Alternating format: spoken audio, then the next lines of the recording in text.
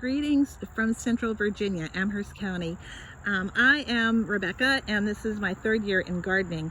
And this year was my year where I really expanded things and took it on a much larger scale. We've been eating out of our gardens now all since April, and are still getting summer crops coming in. It's amazing. So I am a strictly no-dig gardener. This year I doubled the size of my garden to what you see now, plus there are beds that are all on the perimeter. It was built on this field right here, which was just an ordinary field. You know, it gets hayed a couple times a year. It's never been sprayed. And the entire garden, as I said, is no dig. Everything underneath the entire garden is cardboard, every inch, every surface. The pathways are wood chips, and the beds were made by layering compost, about 4 inches of compost on top of the cardboard. I used organic hay as a mulch this year, and that seemed to work really, really well. And I will probably be using some of that next summer as well. I get it and then I let it sit and begin to compost down.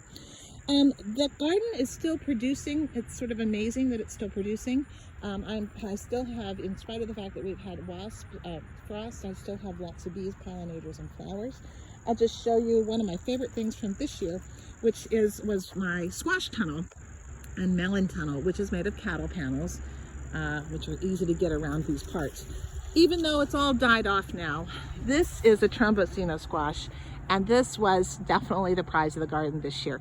I planted 2 Trombocino squash, and it completely grew up over this tunnel. Really prolific and disease resistant. I mean, I had some squash bugs, but it was much more resistant than the other forms of squash.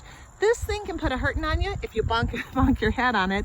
They weigh about, this one is a small one, and you can see how big it is. Here's my arm, and it's still going up, up, up. My longest one is about almost 4 feet long. So you can eat this squash at Trombocino as early in the summer as a summer squash. It is delicious, really has a little sweet tone, does not get so mushy, and everybody I gave it to liked it so much more than zucchini. So the cool thing about a Trombocino, though, is you can keep letting it grow, and on the vine it'll get quite large, and then you just let it harden, and then you treat it like a winter squash, and it's much like a butternut. The flesh is not as orange, it's more of a greenish flesh, but it has been delicious, and we are finding all sorts of things to do with our winter squash.